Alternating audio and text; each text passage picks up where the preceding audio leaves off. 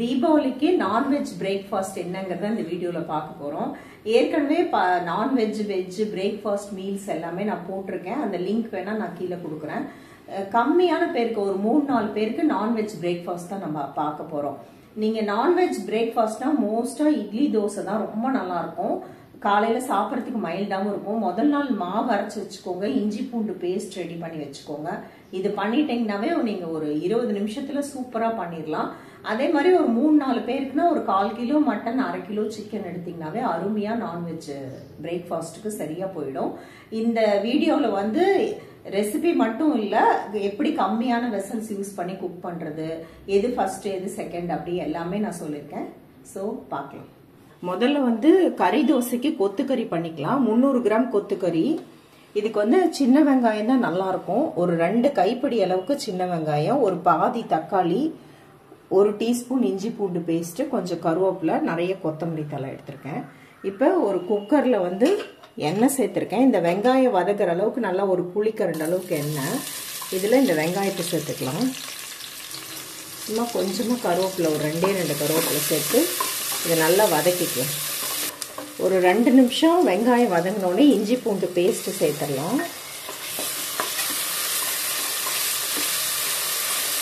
இதுவும் ஒரு 2 நிமிஷம் வதக்கிக்கலாம். இப்போ அந்த பாதி தக்காளி இருக்குல்ல, அதை சேர்த்துக்கலாம். ஒரு 2 நிமிஷம் வதக்கிக்கலாம். இப்போ இந்த 300 கிராம் கொத்துக்கறி கழுவி வச்சிருக்கேன். இதை தண்ணி இல்லாமல் சேர்த்துக்கலாம். நல்லா பெரட்டி விட்டுட்டு ஒரு 2 நிமிஷம் இது அப்படியே வதங்கிட்டோம் இந்த வெங்காயம் இஞ்சி பூண்டுலையே. அப்போ இந்த கலர் மாறி வெள்ளையா ஆகும் அந்த கறி. இப்போ பொடி எல்லாமே ஆட் பண்ணிக்கலாம். இது எல்லாமே நம்ம கௌரி ஷாப்போட பொடி தான்.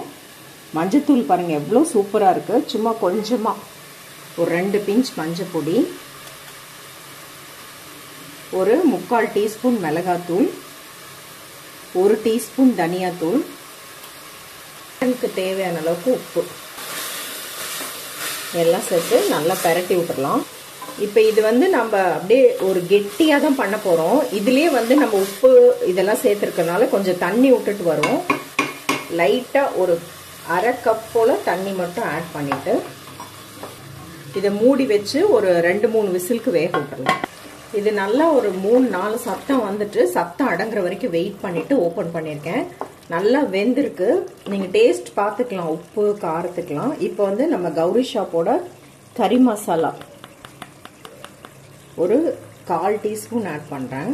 மட்டன் கம்மியா தான் இருக்கு.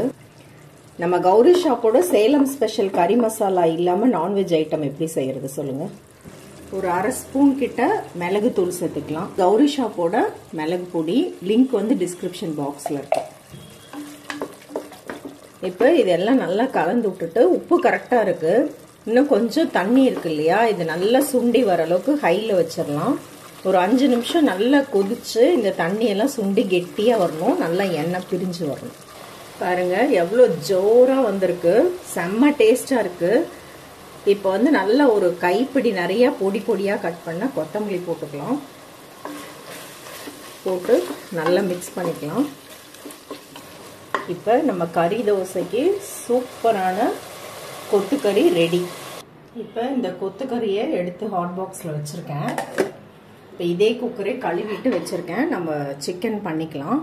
சிக்கனுக்கு 2 பெரிய லெக் பீஸு, அப்புறம் கொஞ்சம் ஈரல் எடுத்திருக்கேன். இதுக்கு நம்ம ஒரு கைப்பிடி அளவுக்கு சின்ன வெங்காயம் இதை மிக்சியில் சேர்த்துக்கலாம். 2 குட்டி பச்சை மிளகா சேர்த்து இதை அப்படியே ஒன்றும் பாதியமா ஒரு அடி அடிச்சுக்கலாம். தண்ணி எதுவும் சேர்த்தாம அப்படியே நச்சு மாதிரி பண்ணிக்கலாம். இந்த 2 லெக் பீஸு, ஒரு ஈரல், இது எல்லாம் சேர்த்து 1/2 கிலோ தான் இருக்கு. இப்போ இந்த வெங்காயத்தை இந்த மாதிரி நச்சு பண்ணிட்டேன். இதே குக்கர்ல ஒரு புளிக்கரண்டி அளவுக்கு எண்ணெய் சேர்த்துருக்கேன். இதுல இந்த நச்சு வச்ச வெங்காயத்தை சேர்த்துக்கலாம். 2 கருவேப்பிலை சேர்த்துக்கலாம். 1 டீஸ்பூன் போல இஞ்சி பூண்டு பேஸ்ட் நல்லா வதக்கி விட்டுறலாம். இது நல்லா ஒரு 3 நிமிஷம் பச்சை வாசம் போக வதங்கினோடனே இந்த சிக்கன் ஆட் பண்ணிக்கலாம். இதை நல்லா பெரட்டி விட்டுட்டு இந்த சிக்கன் கலர் மாதிரி ஒரு வெள்ளையா வரும். ஒரு 2 நிமிஷம் அப்படியே இருக்கட்டும். இப்போ கொஞ்சமா மஞ்சள் பொடி 1/4 ஸ்பூன் சேர்த்துக்கலாம். நம்ம கௌரி ஷாப்போட சிக்கன் மட்டன் குழம்பு தூள் சூப்பரா இருக்கும். இது நாட்டு கொத்தமல்லி போட்டு நம்ம செய்யறது செம்ம டேஸ்ட் தரும். இது ஒரு 6 டீஸ்பூன் கிட்ட ஆட் பண்றேன் நான். இப்போ வந்து ஒரே ஒரு சின்ன தக்காளி ஆட் பண்ணிக்கலாம். தேவையான அளவு உப்பு சேர்த்துக்கலாம். அதையும் சேர்த்து நல்லா பரட்டி விட்டுக்கலாம். ஒரு 2 நிமிஷம் அப்படியே ஸ்லோவில் இருக்கட்டும். இப்போ வந்து இது முழுகிற அளவுக்கு ஒரு 2 டம்ளர் போல தண்ணி சேர்த்துக்கலாம். இது நல்லா ஒரு 5 நிமிஷம் கொதிக்கட்டும். இது நல்லா கொதிச்சோடனே மூடி போட்டு ஒரே ஒரு விசிலுக்கு வேக வச்சு எடுத்துக்கலாம். இது வெந்து ஸ்டீம் அடங்கிறதுக்குள்ள நம்ம தேங்காய் பேஸ்ட் ரெடி பண்ணிக்கலாம். ஒரு 4 டேபிள் ஸ்பூன் தேங்காய், 1 டேபிள் ஸ்பூன் பொட்டுக்கடலை தண்ணி ஊற்றி பேஸ்ட் அரைச்சு. இப்போ சிக்கன் நல்லா வெந்துருச்சு. இதை வெளியே எடுத்துக்கலாம் நம்ம ஃப்ரை பண்ணுறதுக்கு. இந்த ஈரலும் வந்து ஃப்ரை பண்ணுறதுக்கு வெளியே எடுத்து. இப்போ தேங்காய் அரைச்ச பேஸ்ட்டு இதில் சேர்த்துடலாம். குழம்பு கன்சிஸ்டன்சி பொறுத்து தண்ணி ஆட் பண்ணிக்கலாம். இப்போ நம்மளோட ஸ்பெஷல் இன்க்ரீடியண்ட் சேலம் ஸ்பெஷல் கறி மசாலா 1 ஸ்பூன் ஆட் பண்ணிக்கிறேன். மிளகுத்தூள் 1 ஸ்பூன் ஆட் பண்ணிக்கிறேன். இப்போ தேங்காய் ஊற்றி ஒரு 2-3 நிமிஷம் கொதிச்சா போதும். டேஸ்ட் பார்த்துட்டு கொஞ்சம் உப்பு ஆட் பண்ணுறேன். நீங்கள் டேஸ்ட் பார்த்துட்டு உப்பு, மிளகுத்தூள், தண்ணி அது எல்லாமே அட்ஜஸ்ட் பண்ணிக்கலாம். பாருங்க, இந்த அளவுக்கு இருக்கணும். நல்லா தண்ணியாட்டம் இருக்கணும் இந்த குழம்பு. அப்போதான் இட்லி தோசைக்கு நல்லா இருக்கும். நம்ம பொட்டுக்கல்ல கொஞ்சம் சேர்த்துருக்கறனால கொஞ்ச நேரம் ஆகும்போது இன்னும் கொஞ்சம் கெட்டிப்படும். அதனால இப்போ நல்லாவே தண்ணியாட்டம் வச்சுக்கலாம். இப்போ ஃப்ரெஷ்ஷாக கருவேப்பிலை, கொத்தமல்லி ஆட் பண்ணிக்கலாம். குழம்பு சூப்பராக நம்ம கௌரி ஷாப்போட என்வி பொடி, கறி மசாலா, மிளகுத்தூள் எல்லாம் சேர்த்து செம்மையாக ஒரு வாசம் வருது. நல்லா சுட சுட இட்லி, ஊத்துப்பம் மாதிரி தோசை எல்லாம் மேலே ஊற்றி சாப்பிட்டோம்னா செம்ம டேஸ்ட்டாக இருக்கும். இப்போ குழம்பு ரெடி. இப்போ இது சிக்கனை வந்து நம்ம அப்புறமா ஃப்ரை பண்ண போகிறோம். இது ஆறினோடனே நம்ம பிச்சுக்கலாம். ஈரலை வந்து 2-3 பிச்சு வச்சுருக்கேன். நான் வந்து இன்னைக்கு கம்மியாக காமிக்கிறேன். இதுவே நீங்கள் அளவு ஜாஸ்தின்னா ஈரலில் வந்து ஒரு 1/2 கிலோ எடுத்து குழம்புல போட்டு வச்சிங்கன்னா குழம்பும் டேஸ்ட்டாக இருக்கும். ஈரல் அதிகமாக போடும்போது நம்மளுக்கு அந்த ஃப்ரையும் நிறைய கிடைக்கும். சும்மா கொஞ்சமாக எண்ணெய் சேர்த்துருக்கேன். இதில் ஒரே ஒரு பச்சை மிளகா, கருவேப்பிலை 2, கொஞ்சோண்டு மிளகுத்தூள், ஈரல் சேர்த்துக்கிறேன். சும்மா உப்பு 2 பிஞ்ச் சேர்த்துக்கிறேன். நல்லா ஒரு பரட்டிட்டு ஆஃப் பண்ணிட்டீங்கன்னா உங்களுக்கு ஈரல் பெப்பர் ஃப்ரை சூப்பராக ரெடி ஆயிடுச்சு.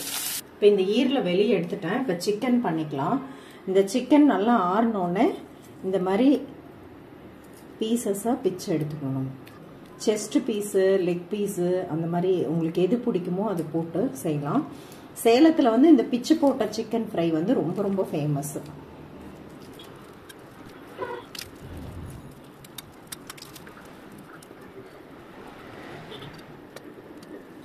இந்த மாதிரி பீசஸாக பிச்சுட்டு இந்த எலும்பையும் வந்து இதுலேயே சேர்த்துக்கலாம். இதுக்கு வந்து ஒரு 2 பெரிய வெங்காயம் கட் பண்ணியிருக்கேன். வெங்காயம் நிறைய இருக்கணும். ஒரு லெக்குக்கு ஒரு மீடியம் சைஸ் வெங்காயம் கரெக்டாக இருக்கும். 2 வெங்காயம் கட் பண்ணியிருக்கேன். கொஞ்சம் நிறைய கருவேப்பிலை எடுத்திருக்கேன். இப்போ அந்த ஈரல் ஃப்ரை பண்ணல அந்த கடாய் அதுலேயே வந்து நான் கொஞ்சம் எண்ணெய் சேர்த்துருக்கேன். இதில் கருவேப்பிலை சேர்த்துருக்கேன். வெங்காயத்தை சேர்த்துக்கலாம். வெங்காயத்தை நீட்ட வாக்கில் சன்னமாக அறுத்து விட்டுக்கணும். நல்லா ஹை ஃப்ளேமில் வச்சு வெங்காயம் ஒரு 2 நிமிஷம் 3 நிமிஷம் வதங்கினா போதும். இப்போ வந்து இந்த சிக்கனை சேர்த்துக்கலாம். குழம்புலேருந்து எடுத்ததுனால கொஞ்சம் உப்பு கம்மியாக இருக்கும். லைட்டாக உப்பு போட்டுக்கலாம். நீங்கள் டேஸ்ட் பார்த்துட்டு கூட அட்ஜஸ்ட் பண்ணிக்கலாம். பெப்பர் போட்டுக்கலாம். உங்கள் காரத்துக்கு தகுந்த மாதிரி நீங்கள் போட்டுக்கலாம். கௌரி ஷாப்போட பெப்பர் பொடி இது வந்து குறுமிளகு வந்து நல்லா வாசம் வர அளவுக்கு வறுத்துட்டு அப்படியே திருன்னு பொடி பண்ணியிருக்கோம். இந்த மாதிரி நான்வெஜ் ஐட்டத்துக்குலாம் சூப்பராக இருக்கும். நல்லா பரட்டி விட்டு நம்ம ரெடி பண்ணி வச்ச குழம்பு இருக்கு இல்லையா, அது ஒரு 2 கரண்டி இதில் ஊற்றி விட்டுருங்க. நல்லா கலந்து விட்டு அப்படியே ஒரு ஹை ஃப்ளேமில் ஒரு 2 நிமிஷம் இருக்கட்டும். நல்லா அது வந்து ட்ரை ஆகி அந்த சிக்கன்லாம் கொஞ்சம் கிறிஸ்பி ஆகும். செம்மையாக இருக்குது. நீங்கள் டேஸ்ட் பார்த்துட்டு காரம் நல்லா சாப்பிடுவீங்கன்னா இன்னும் கூட மிளகுத்தூள் ஆட் பண்ணிக்கலாம்.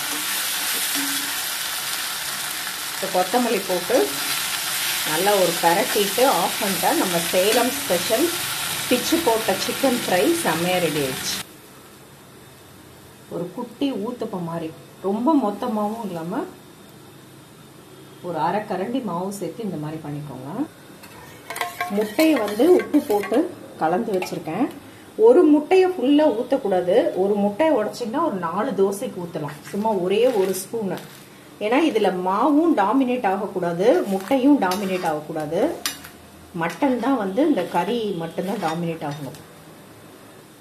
இப்போ நம்ம செஞ்சு வச்சோம் இல்லையா இந்த கொத்துக்கறி, எண்ணெய் தனியாக பிரிஞ்சிருக்கு. நல்லா கலந்து விட்டுட்டு நல்லா தாராளமாக இது மேலே ஸ்ப்ரெட் பண்ணி விட்டுருவோம்.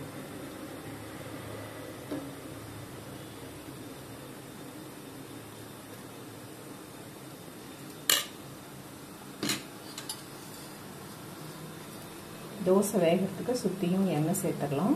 ஸ்லோவில் வச்சு வேக வைக்கணும்.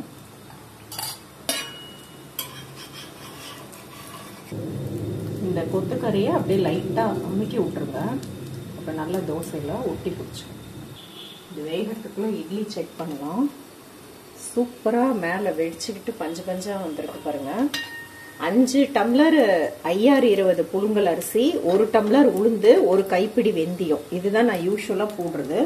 இந்த மாவு இட்லி, தோசை, பணியாரம் எல்லாத்துக்குமே சூட்டபிளாக இருக்கும். இப்போ நான் சொன்ன அளவு எல்லாமே கீழே டிஸ்கிரிப்ஷன் பாக்ஸில் கொடுத்துருக்கேன். உங்களுக்கு வேணா நீங்கள் செக் பண்ணிக்கோங்க. இப்போ இந்த தோசையை திருப்பி போட்டுக்கோங்க.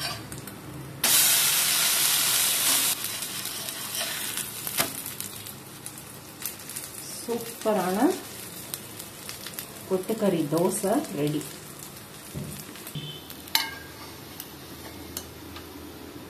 அப்படியே சுட சுட எடுத்து ஒரு இலையில தண்ணி தெளிச்சு வச்சோம்னா சூப்பரா இருக்கும்.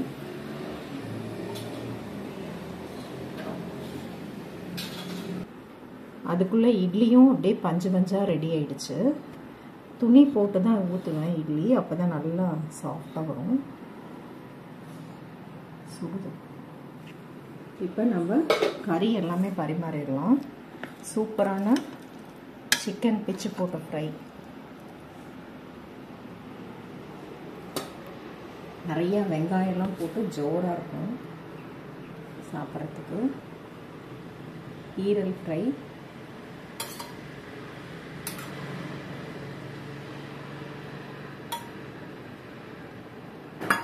கொத்துக்கறியுமே கூட கொஞ்சம் பரிமாறத்துக்கும் நீங்கள் வச்சுக்கலாம். சாப்பிட்றதுக்கும் நல்லாயிருக்கும். இது ஒரு ஐடியா தான் சொல்லியிருக்கேன். நீங்கள் இதிலே கூட பூரி போட்டுக்கிட்டிங்கனாலும் உங்களுக்கு நல்லாயிருக்கும். ஆனால் உங்களுக்கு மட்டன் கொத்துக்கறி பண்ணியிருக்கோம், சிக்கன் பண்ணியிருக்கோம், இட்லி, கறி, தோசை, இதுவே வந்து நல்லா கிராண்டாக இருக்கும் சாப்பிட்றதுக்கு. நல்லா இந்த இட்லி மேலே இந்த தண்ணி குழம்பு, சிக்கன் குழம்பு ஊற்றிட்டு சாப்பிட்டிங்கன்னா சூப்பராக இருக்கும். இந்த தோசைக்குமே இந்த குழம்பு வந்து தொட்டுக்கிறதுக்கு ரொம்ப நல்லா இருக்கும். இப்போ ரொம்ப சூப்பராக ஒரு 1/2 கிலோ சிக்கனை, ஒரு 300 கிராம் கொத்துக்கறி எடுத்தோம். அதை வச்சு அருமையான தீபாவளி காலை விருந்து. இது 3லேருந்து 4 பேர் சாப்பிட்றதுக்கு சரியாக இருக்கும். இதே மாதிரி நீங்களும் செஞ்சு பாருங்கள். எப்படி இருக்குன்னு உங்கள் ஃபீட்பேக்ஸ், கமெண்ட்ஸ் என் கூட ஷேர் பண்ணிக்கோங்க. இப்போ பார்த்தீங்களா எவ்வளோ சிம்பிளாக கம்மியாக மட்டன் சிக்கன் எடுத்துட்டு நம்ம வந்து நல்லா ஒரு கிராண்டாக ஒரு பிரேக்ஃபாஸ்ட் செஞ்சுட்டோம். இதே மாதிரி நீங்களும் ட்ரை பண்ணி பாருங்கள். எப்படி இருக்குன்னு உங்கள் ஃபீட்பேக்ஸ், கமெண்ட்ஸ் ஷேர் பண்ணிக்கோங்க. ஹாப்பி தீபாவளி.